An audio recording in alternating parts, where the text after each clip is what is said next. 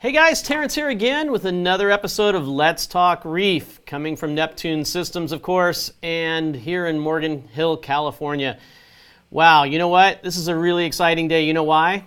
Because I don't have to say, it's coming soon. It's coming soon.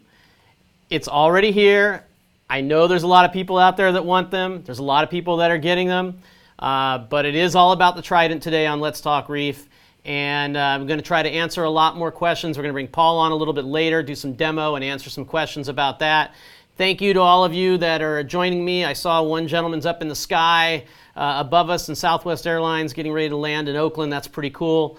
But we've got a number of people out there both on YouTube and in Facebook. And if you guys could share the stream, that would be great.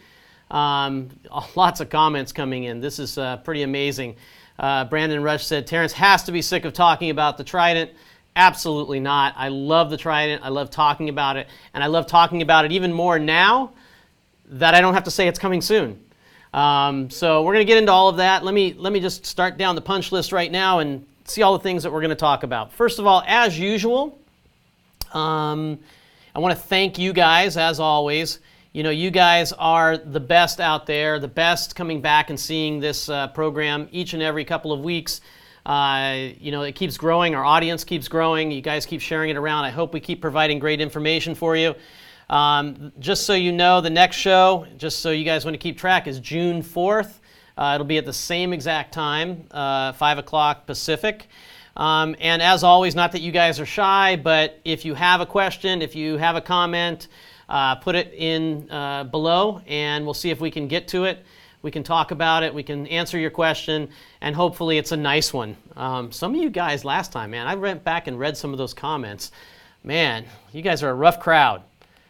Okay, so the other thing that to come up is if you're missing these things when they're live, you're really missing out. So make sure that you like and subscribe to our channel. The best way to do that is on Facebook. You can go in and select that you want to see us first and that you want our posts highlighted. And then, of course, you can also select to get an alarm. As well as on YouTube, you can select to subscribe to our channel. We'd want you to do that. Then you can also select the little bell, and you'll get alerts from those when we come live as well. So make sure that you do that. It helps us know that we've got a growing audience out there, and it helps you not forget to join us for these live shows. Next up, let's talk about some of the tour dates that we have in the U.S. that we have coming up. We've really burned through quite a few already this year. It's hard to believe the year is almost halfway done, that we're coming up on the halfway point. We just had a great event out there at the Long Island Reefers Association. I know Tom was out there for that. And we have Reefapalooza New York coming up. So Reefapalooza New York is a great event every year. We'll have an incredible staff there at this event. So if you want to come out and see me, you want to see Paul, Paul and I both are going to be at this event.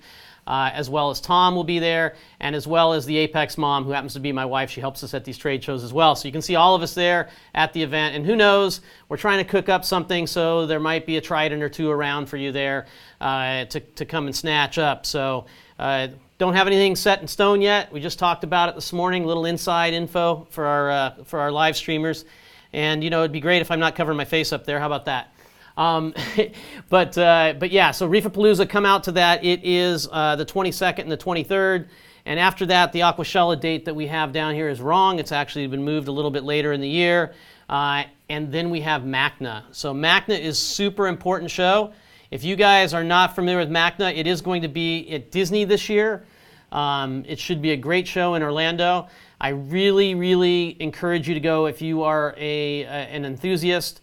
On top of that, we always put together a morning program on Friday that's pretty cool. We had about 400 people last year come, and tons of prizes, great information. Show up to MACNA. Okay, Henry Rodriguez here says, yeah, MACNA, absolutely. Book that MACNA hotel. Definitely book the hotels because they might be going fast, and then it'll be a lot more expensive if you don't. Okay, so really the reason to talk at Let's Talk Reef today is going to be all about the Trident. I'm going to go down through a few things on here which I know have been questions that were asked. I actually gave a talk out at the Twin Cities Marine Aquarium Society last weekend. Thank you guys for inviting me out there. Some of these questions came up there, and they're also coming up on the internet. Man, you guys, lots of comments. Love it. We've got well over 100 people in the live stream right now. Thank you so much for joining us. One of the first questions that comes up a lot is why the minimum schedule on the Trident? Why does it test 4, 2, and 2? And is this the minimum schedule that we need to run? Now, there's a lot of technical reasons and internal reasons I can't get into as to why that is.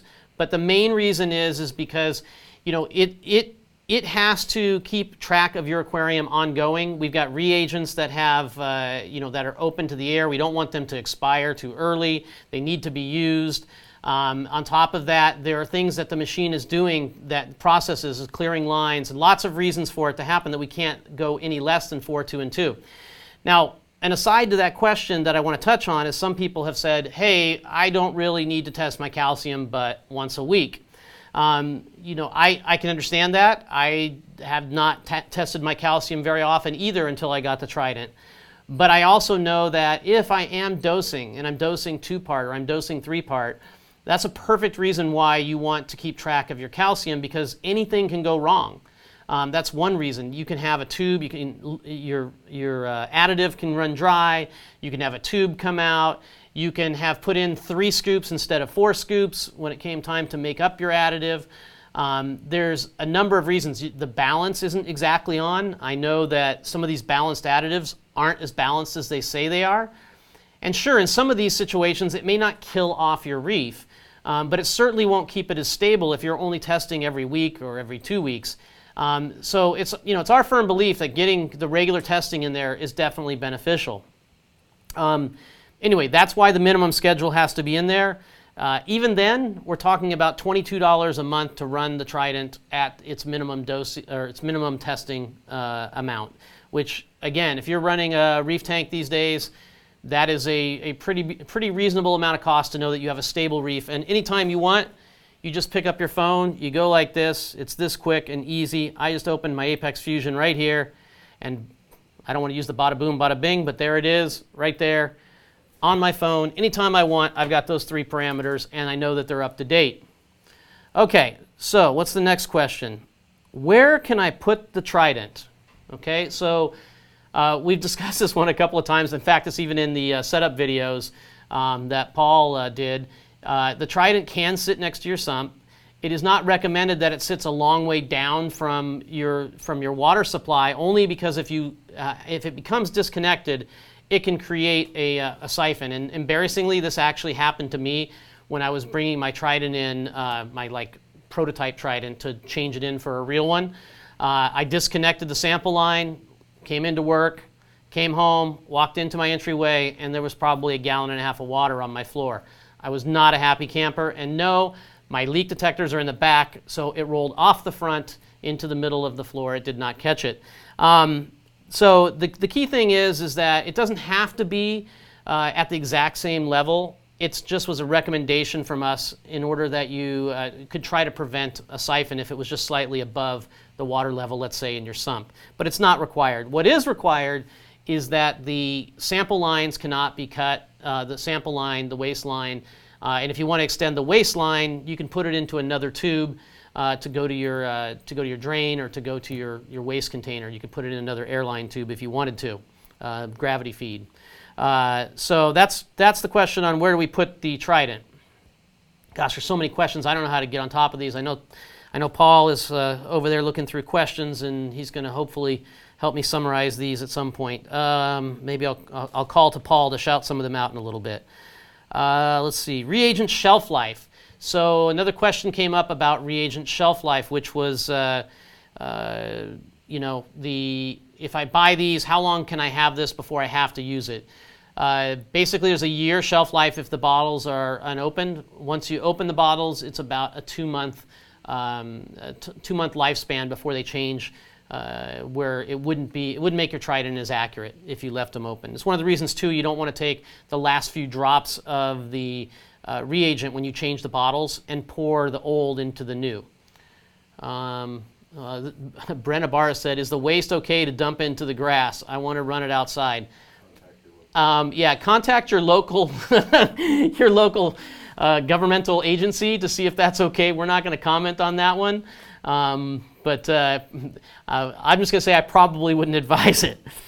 How long does it take to test? We saw that one. It's about 7 minutes per test. Obviously, the tests that are the individual alkalinity tests take about 7 minutes. All 3 tests together take about 21 to 23 minutes, somewhere in there. So that's an easy one to answer. Where do I buy reagent? For right now, the reagent can only be purchased through us. At some point that will change. But right now you can buy it at neptunesystems.com/reagent, I think. I'm pretty sure. It worked last time before we even sold one Trident. We had reagents being bought in the store. Okay. The next question, the biggest question of the day, where can I buy one? Yes. The demand has been crazy. This has been like our industry's iPhone launch, our industry's Xbox launch. We are producing them as fast as we possibly can here in Morgan Hill, California, and we're getting them out to dealers all the time. We don't have batches or groups or any of these things. I know everybody keeps asking, when's the next batch going to go out? But in all honesty, every day we're shipping Tridents out to various stores, various local fish stores, as well as online outlets all throughout the week. And you're just going to have to hook up with one of your local fish stores, I guess make a buddy with them, tell them you're their best friend, go out and sign up on all of the online places to get notified. Some people put 7 windows up and are just refreshing all day long at work. I don't know what to tell you. We're doing the best we can to get them out there. And, you know, BRS is actually doing a giveaway right now to show you how crazy this is.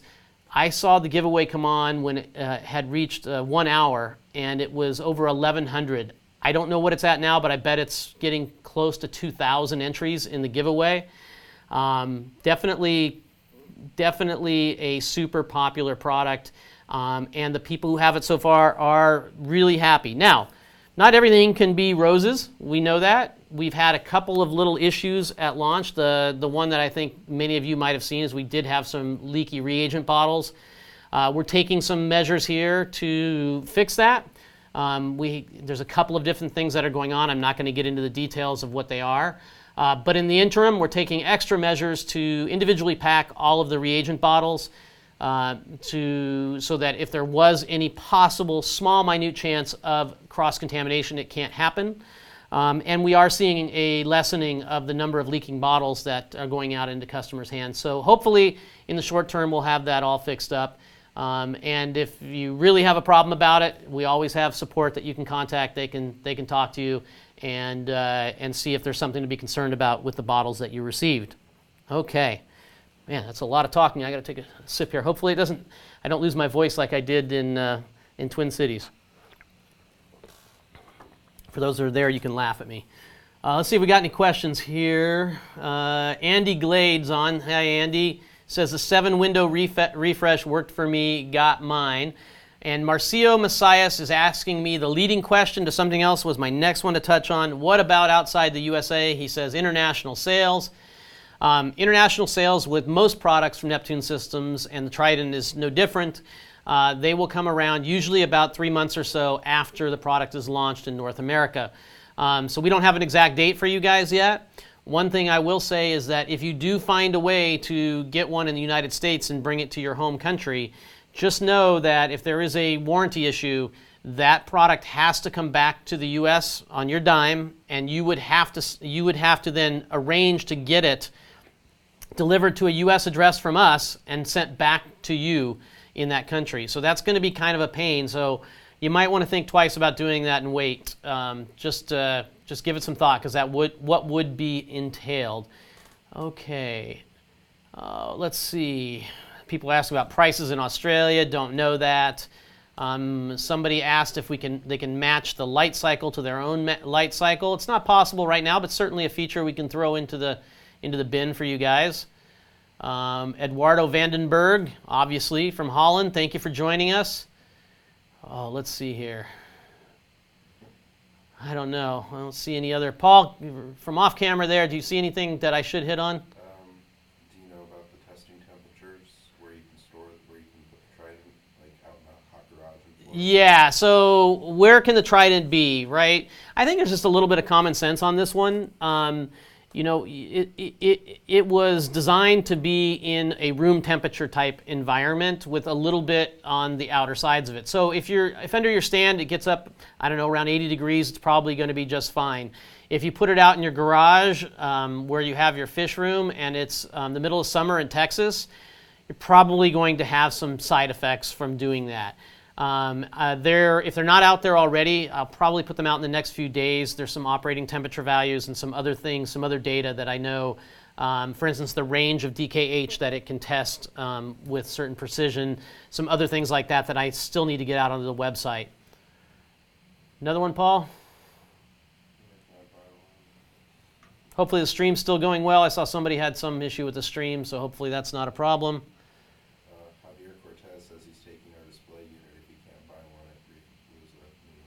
Okay. Okay. So we've got Bosco HKG from Hong Kong. Is there any difference running the Trident via power supply versus one link? The only difference is that you got a power supply and you have to have an Aquabus cable as opposed to just having a single cable going to the one link. No other information. Somebody also asked any updates on the servicing costs. No, we have no other information at this point. Is the Trident a MAP price product? Absolutely. All of our products are MAP priced. Let's see. Okay. So now the next thing I want to talk about, I gave a little presentation. One of the biggest questions that we've had, or the most common, I should say, not biggest, the most common questions that we've had since the Trident launch is people who don't yet have a Trident asking people that do. So how does the Trident measure up to your fill in the blank, your HANA, or your Red Sea test kit, or your Salifert test kit? And it's an interesting question. It's a very common question, and because of that, I helped put together a little presentation for the Twin Cities Marine Aquarium Society, and I'm just going to do a little part of that right now that deals with that. It's probably about 5 to 10 minutes to kind of give you guys some insight that I think will help you with that question. So let me see if I can cue that up. Let's see. Go. Hopefully it's all going to work as planned, kind of, maybe. Okay.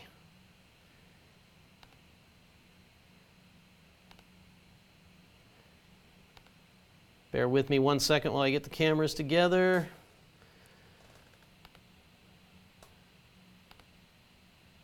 Okay, there we go. So the title here is Understanding Data from Our Aquariums, and just get right into it. Let's see here. I got to come over here in order to do this. Okay, so the data that we're getting, about our aquariums these days is pretty overwhelming. It's coming in from all kinds of sources, but the main parts of this doesn't even touch on probably all of it. Things like temperature, pH, salinity, ORP, magnesium, and a lot of these are automated methods too, right, that are coming in, like PAR. We're getting PAR values, potassium, trace elements. They're coming in through the test kits, right? Obviously, thermometers, obviously. Apex, hey, why are you here? Of course, Apex. ICP. ICP equipment has become super popular now in the last 2 years, giving us just more data than we know what to do with, right? Refractometers, electronic testers that test different things, and obviously the Trident. So these are all the different ways that we measure stuff. And what the most common question out there is, how do we know if it's an accurate measurement? Very common question about the Trident from somebody who doesn't have the Trident is, how accurate is it? Well, this is kind of what I found out there of how people think about things.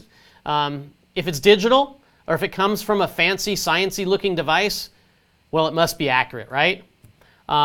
If it comes from me and it's a way I've done it forever, my tank is awesome, well, then it must be accurate, right? I mean, this is how I've done it forever. Must be the most accurate thing around. And this is the one I like the most. This is If I like the number I get, this method is awesome. And that's really, I know I've been in that camp quite a bit. But there's more to it than that, obviously. And this may be a little boring for some of you out there, but I think it's worth going through. It's the difference between precision and accuracy. And I don't know how many of you use a gun, go target shooting, I don't know, bow and arrow, archery. Even if you don't, I'm sure you can follow along and understand. You can have a gun that's not a great gun and a person who's not a great shot, and you're going to be low accuracy, low precision. If a person comes to the range and they happen to have a pretty good gun, but maybe they're huffing and puffing when they got to the range, maybe they're not used to the trigger pull, or maybe there's all sorts of things that come into play, well, it's going to get you kind of in the right neighborhood, but it's not going to give you that good grouping that you're looking for. And the grouping comes from being able to do over and over and over again, pull that trigger and have those bullets hit just about in the same spot. Now that spot is likely not going to be in the middle of the target. And that's okay. People who target shoot know that that's called a grouping, and it's what you really go for. In fact, when you look at a particular, people examine how accurate a gun is, they'll say, well, the groupings at 100 yards can fit in a quarter, for instance. So you want to get that nice tight grouping. And in fact, you don't even necessarily care that much about accuracy if it's kind of close enough, because you might not want to mess around with something that's a good thing. For instance, in this example, I'm high and to the left, maybe it's an inch, inch and a half. Well, now I know I just need to hold the gun low and to the right, and I'm going to be right in the center of the target. And it's really not that big of a deal. But if I want to get it right in the middle of the target, I can now kind of calibrate it, right? I can go in and turn the dials on the scope or on the iron sights, and I can now bring that group down right so it's accurate and it's precise. And so this is really the 4 ways of looking at this stuff. And when we apply it to the aquarium world, there's some test kits out there that aren't worth anything. You just toss them in the garbage, right? They don't have any accuracy, they don't have any precision, they're worthless. Then there's some others that could be pretty accurate, but guess what? They're just hard to use. There's lots of reasons we can't make them precise. And then there's the Trident. Since we're talking about the Trident today, this would be an example of an uncalibrated Trident, meaning uncalibrated by you. So they leave our factory calibrated in our environment, but when they come to you, the environment is slightly different. That doesn't mean that the Trident isn't going to do a test after test after test with precision, because it will. It just means it's not going to be right on the bullseye. So then when you choose to calibrate it, now it's actually bringing it down and into the bullseye. But it's important, again, and I'm going to stress this in a minute, to know just the fact that they're all in the same range, if they're not too far from that bullseye, it's not that big of a deal, right? So I'm going to give you some examples of some devices out there. Again, people are asking about this on a lot of the groups and forums. And these are examples of some common methods for testing. I'm not trying to single out any company or any device as being good or bad. It's just an example because these are mentioned. The first one is the Hanna checker. And the Hanna checker is a great little device. In fact, for colorblind people like me, it was a lifesaver for doing alkalinity. But it is digital. So in our minds, we look at that thing as the most precise thing around, right? It's super precise because it's digital. But in fact, from the manufacturer, it has a precision of plus or minus 0.3 dkh for a number of reasons that we're not going to get into here. But what's really interesting is they also give the rating of plus or minus 5% of the reading. So if you think about that for a second, that means that unless you're running your tank at 6 dkh, which none of us are, it's really going to be even higher than 0.3 dkh as far as the precision bounds on that. So this really sets up a situation where the Hanna checker, because of this, may not be the greatest device for double checking another device like the Trident. Certainly something to think about. You can see these readings here are 11.6 to 12.8 when you take into account the precision of the Hanna checker. So next up is one many people are familiar with. We hear about it all the time with the salinity checker. It's a great little device. It's super simple. You put your water on there and you get a number. But what most people don't realize is that number is plus or minus 2 ppt, or 0.002 on the specific gravity scale. That means the number that you see here on your screen actually could have a variance as much as from 1.023 to 1.027. That's a lot. And again, it's digital. So in our minds, we're thinking it must be exact. In fact, maybe we can take it out to 4 significant digits from the decimal, and it'll even be more exact. But it won't, because this is the precision. Another common one is obviously the Red Sea test kit. Pretty good test kit, right? And in fact, the precision is not bad on the Red Sea test kit. The precision, according to them, is plus or minus 0.14 DKH, which for most people's uses is probably going to be pretty good. I mean, you're not going to, your tank is not going to die at plus or minus 0.14 DKH, right? Then lastly, of course, we have the Trident, and as mentioned many times that you've heard maybe from me, the precision is plus or minus 0.05 DKH. So on here I've got 7.91. That means the real value can lie anywhere between 7.86 and 7.96, which is a pretty tight range. Now, the funny thing is that these questions keep coming up over and over and over again. People, so tell me, how accurate is it? How accurate is it? I've got to know. And the funny thing is what is, right? Because a famous president once said, it depends on what your meaning of the word is. It's funny, while I was giving this presentation, or just before I was giving the presentation this weekend, this came up on Facebook.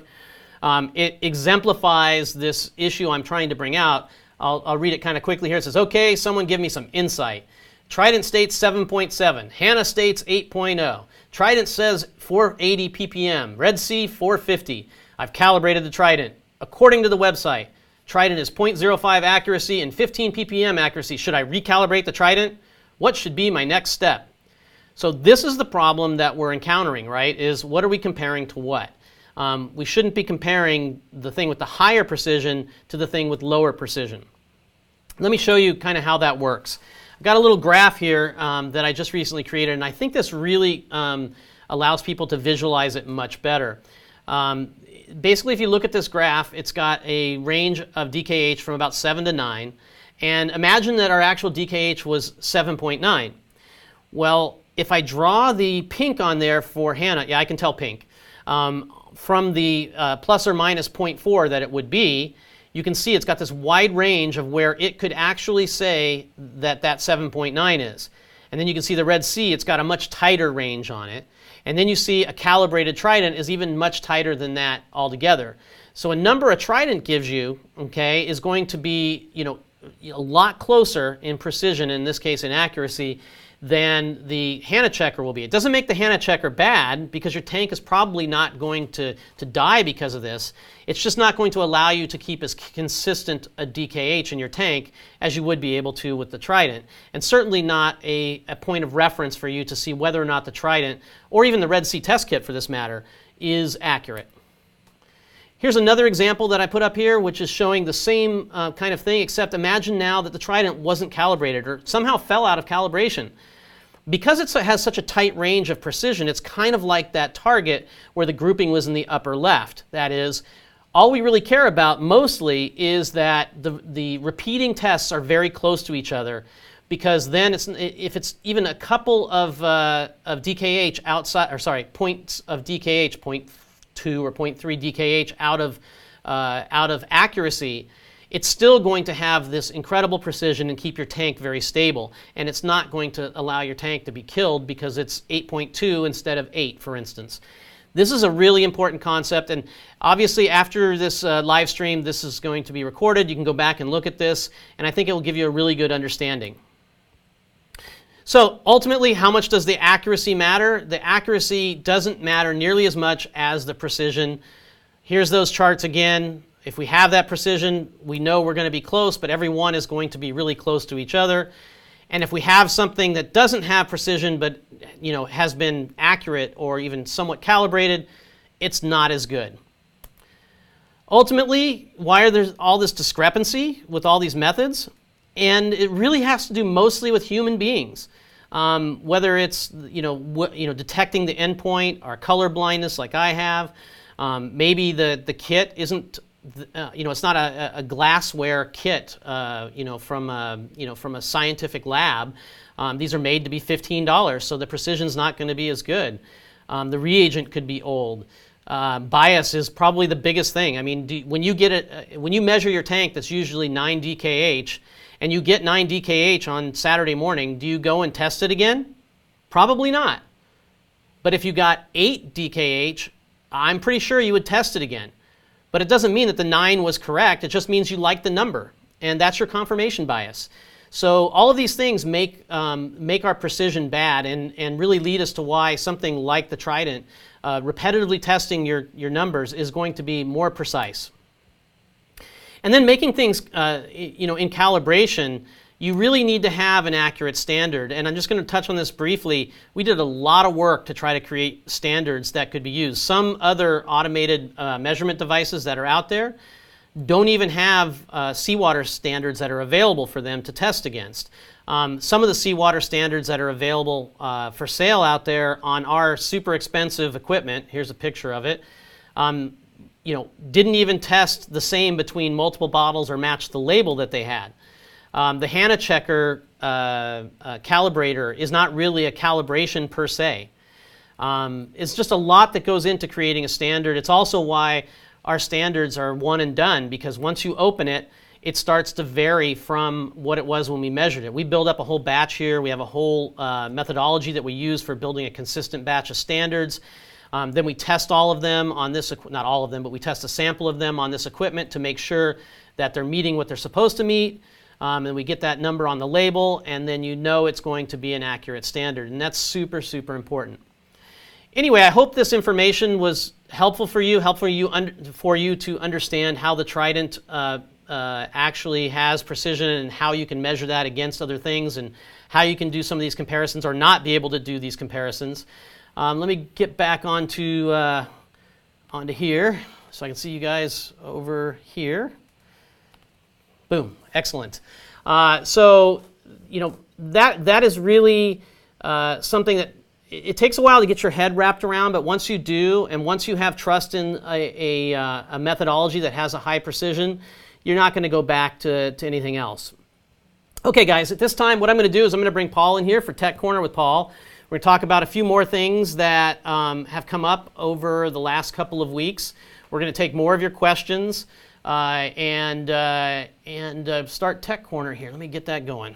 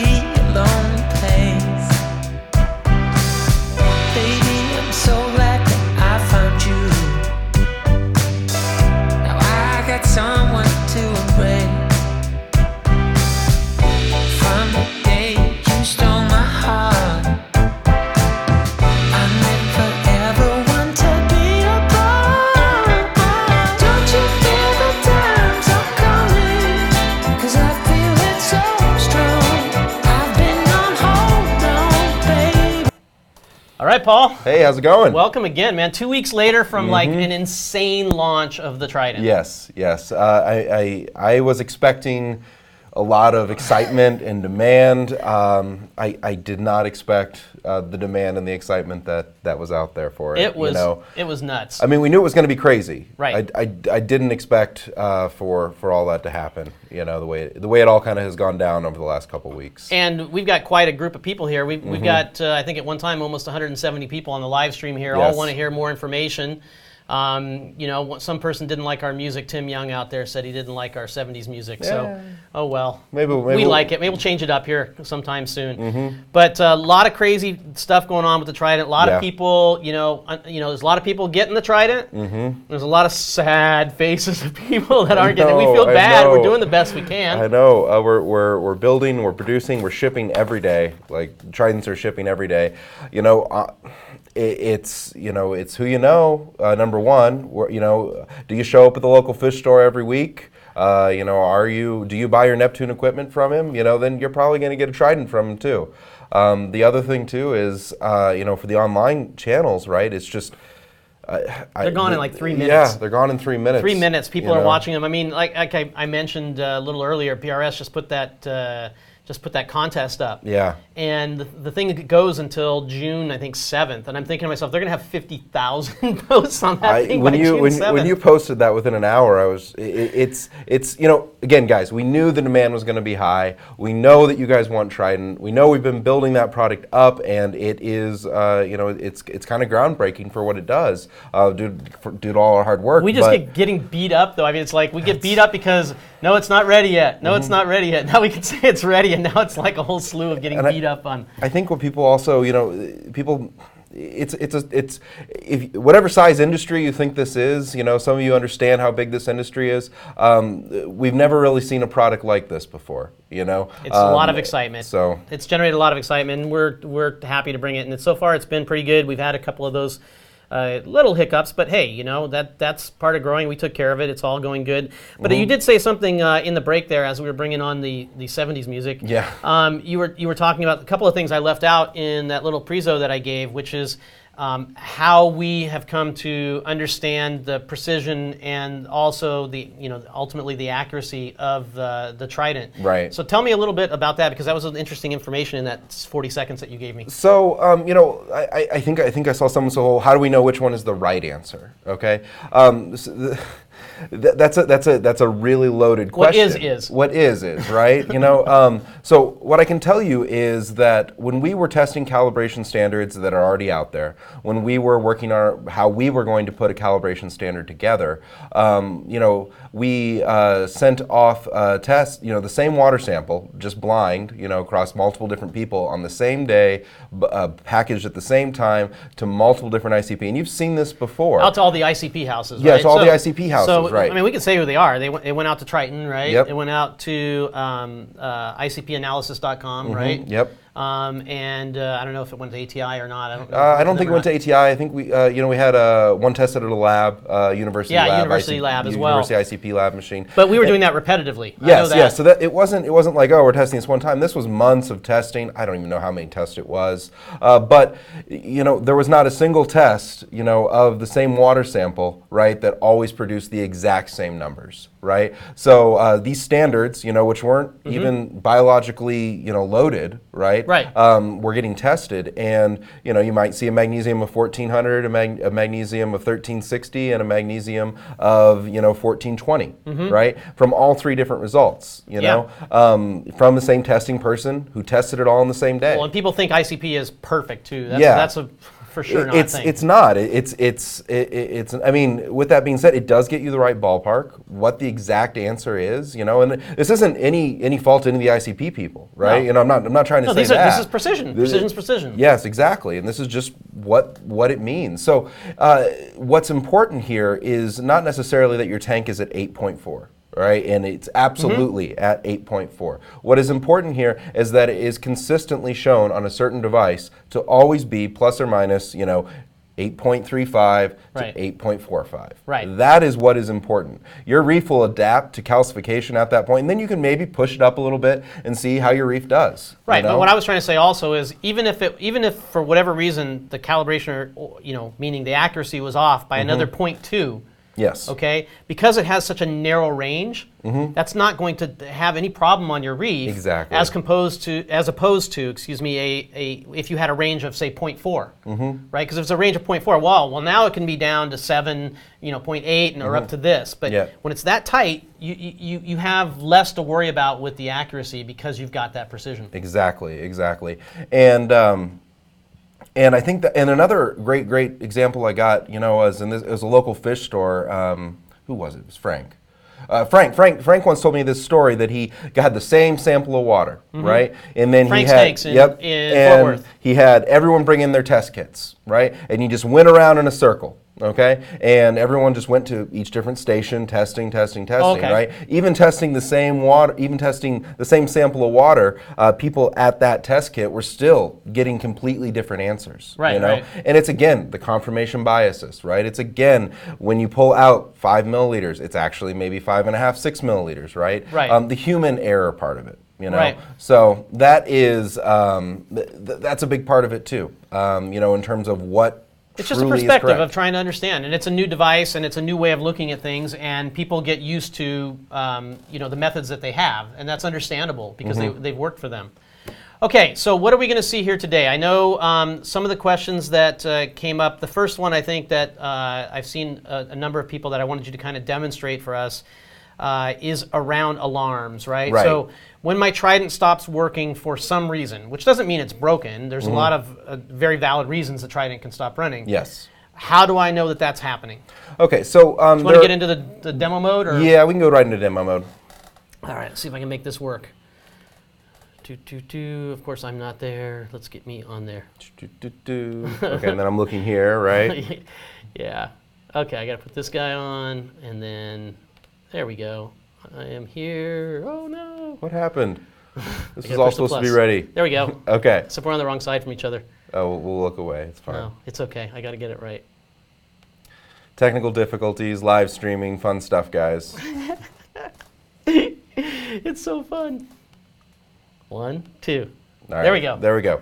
Okay, so we may look away from each other. I'm looking. I'm still looking. It's fine. Right. Don't it's worry not about fine. I want to fix it. So I'm going to get started on talking you about this a little bit. So the Trident has the ability to alert you into terms of when it's not operating. Okay, and that's because it's experiencing errors, possibly because maybe you're out of reagent. Maybe your waste container is full. Maybe one of the titrations fail.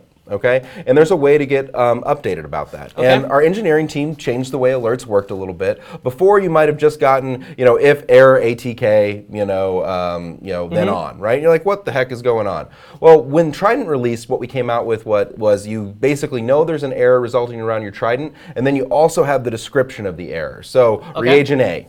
Right, means that reagent A is out. Okay, waste full means your waste container is full. No water sample means that your water sample. So you get one alert, and then the alert tells you what thing is happening on the Trident at that time. And again, these are common occurrences that will happen just in the day-to-day operation. Just from the day-to-day operation of the Trident. It works really well. Sometimes things are going to come up, but you'll run out of reagents. Sometimes the titration won't go just perfectly. So what I'm going to do right now is to tell you how to get notified about that. Initially, probably this will eventually be integrated into the setup task. Okay. But right now it's not. So you have to do this the old school programming. Yeah, because I know we always get on this whole thing about doing that we have tasks for all of these things. Yes.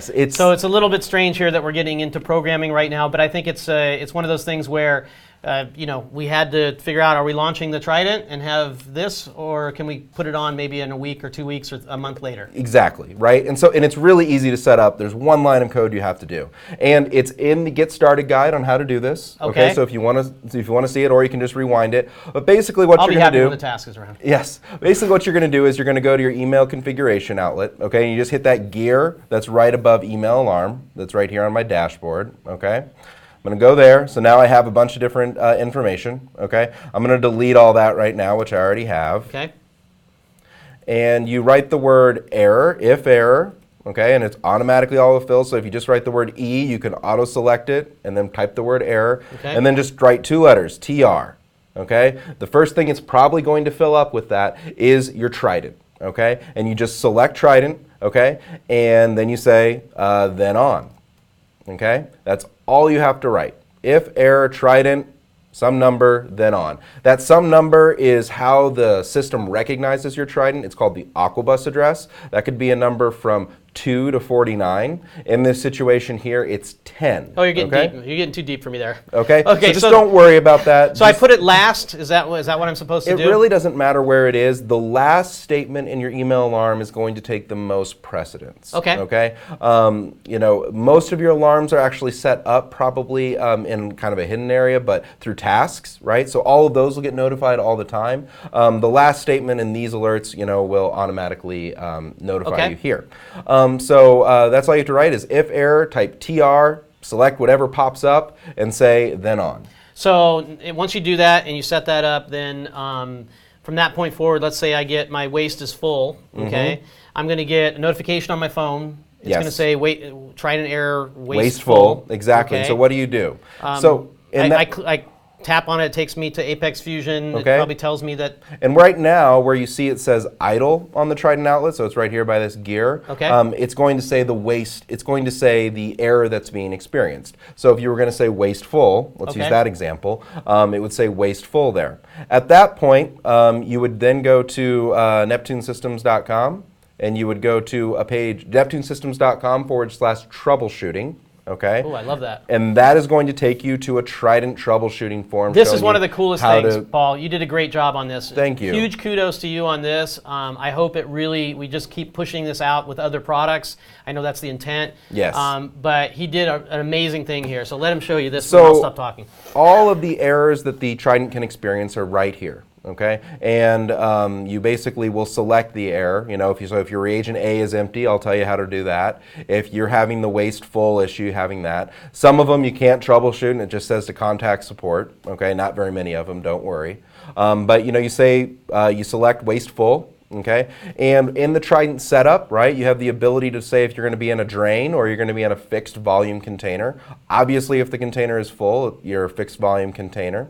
And at that point, I give you the instructions on how to do that with a little animation GIF. And if it doesn't work, you can send a support ticket in, right? And everything you've already done will be told to our support team. So if it was something maybe a little bit more catastrophic, like I had a titration error or something like that. A failure on there, I'd come through this. Maybe it would tell me to check my input line that it's not kinked, or give me some instructions on things for me to try. Now, one of the cool things you did tell me is that if you can't get it resolved and you end up submitting a ticket, that it remembers everything that I selected here? Yeah, so everything that you selected will be submitted to the support team, right? And so there's a lot of different kind of situations. Some of them have 3 or 4 steps to troubleshoot. I'd love to take a call about every single Trident error that there is, but most of them are easy to resolve. And sometimes with the Trident, each test takes 7 minutes, right? So do we want to be just sitting there in silence? For it to finish, for that? No, not necessarily, right? But it's just, for me, so many times when I get on a support call, it's horrible because I've done these steps already, and then what do they ask me? Did you do this? Did you do this? Did you do this? And before they even talk to me, they're going to see that I went through all of these things and actually went to the troubleshooting guy. So that's awesome. Great. Exactly. So it's a new thing I'm introducing with the Trident. I hope it works really well, and I think it will. But I'll show you how to change out the waste container right now. First off, the waste container should be the size that you shouldn't have to replace it more than what you're replacing reagents. Okay. So that's about 1.5 liters or so at most, or 1 liter. And essentially, every time you're replacing reagents, mine's 7 gallons. Right? I know yours is. You have a big waste container. I never want to have to dump it out. Every time that you're changing out reagents, you give the option to also clear out your waste container. Okay. So the way you do that is you click on the gear, select Trident. Select reset, select waste. Okay. And then update it.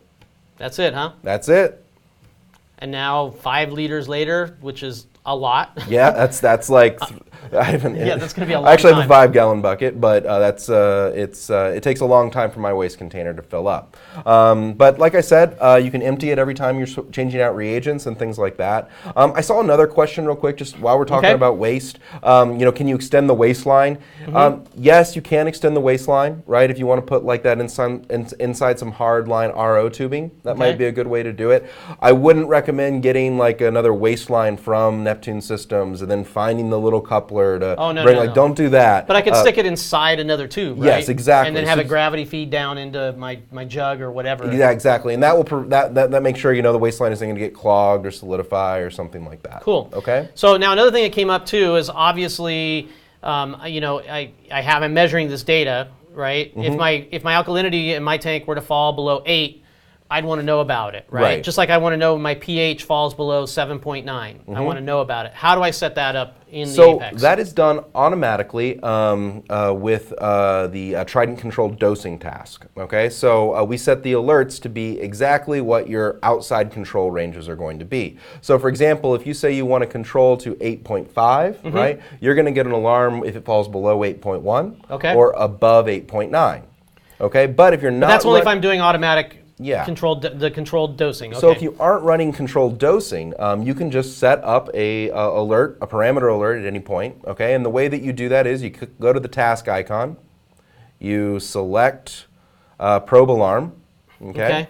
You click on, make sure the probe is connected to the Apex. So this is kind of like the Trident creates like a pseudo probe, virtual probe, virtual right? probe. If you want to say. So then you select the one you want to do. So let's say I want to do alkalinity. You can rename that if you want. It's always going to show up as alk on the Trident dashboard tile. Okay. And then you can set the range. So for example, I keep my alk about 8.2 or so. 8.3. So you don't want to set this too tight, obviously. So you don't want to set this too tight, but I'd want to know if my alk gets above 9.5 or about below. This is really good to do too in the beginning when you're trying to adjust your dosing and get your tank into that kind of what you understand range before you start the automatic dosing control, right? Exactly. And if you make a mistake in doing that, you'd want to know that. Right exactly, away. Right? So you click on next, and then we're going to say, hey, we're going to send alerts. If it gets above or below those numbers, you say sure thing in the Neptune systems, and you send it off. Excellent. And that's how you set up the probe alert alarms. Easy peasy.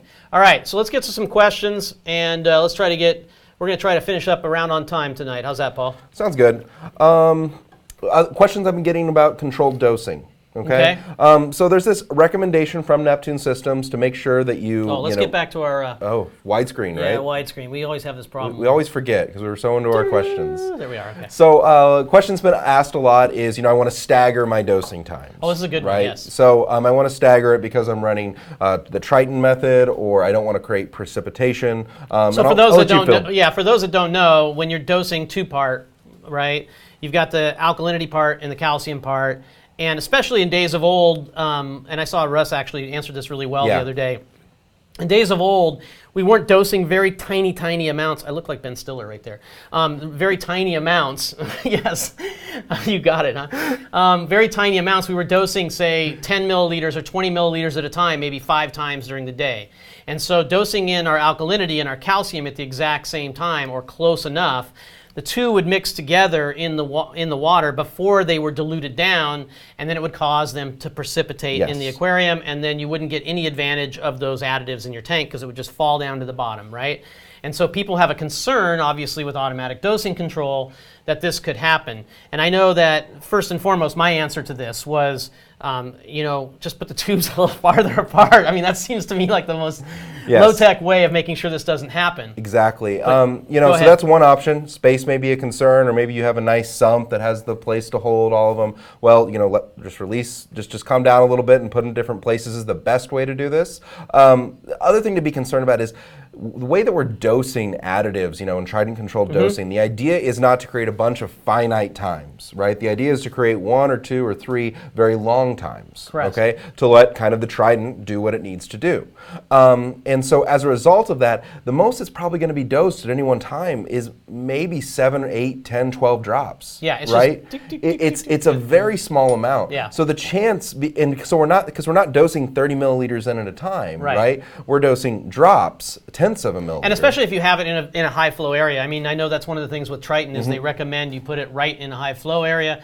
For me, I put it right where my 2-inch drain comes right into the sump. So, I mean, I'm telling you, there's so much turbulence right there. Exactly. And so the chance of precipitation is pretty small. If you're really concerned about it, after you run the Trident controlled dosing task, there's an ability to go and jump to the wizard. Right? You could modify the control time so it's just slightly offset.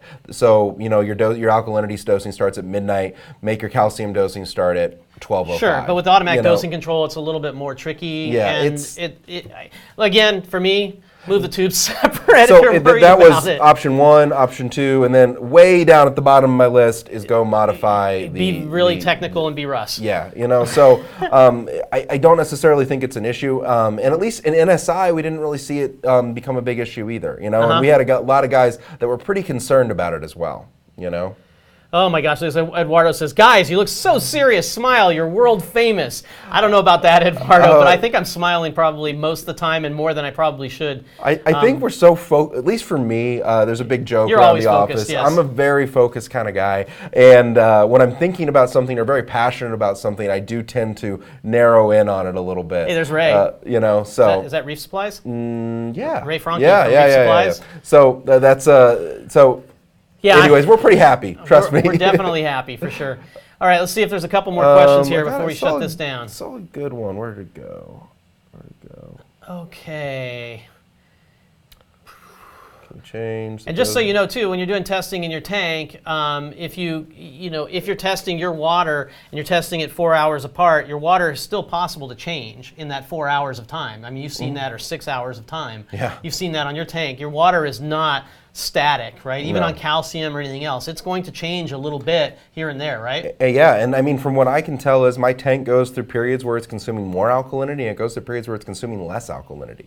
It really, like, if I haven't done my water change like I should every other week, Right. and after 4 weeks, right, I know that I'm not at the same rate of calcification. I shouldn't be at the same rate of dosing that I was back in the day. Eric Schulis is here. Shout out to Eric. Eric, if you saw the really cool video of blasting out the test kits with the Trident, yeah, and the little 2-minute video. video we did, that was Eric's work. Thank you so much, Eric, for helping us out with that. Shout out to you, man. And I saw him this weekend as well. Cool. One of these days, I'm going to get out there and see his 12-gallon. Yeah. 12-gallon SPS tank that is absolutely insane. Go look it up online. Other questions? Do we have anything early on? We've got so many questions. This is just filled up so much. Okay, let's see if there's anything.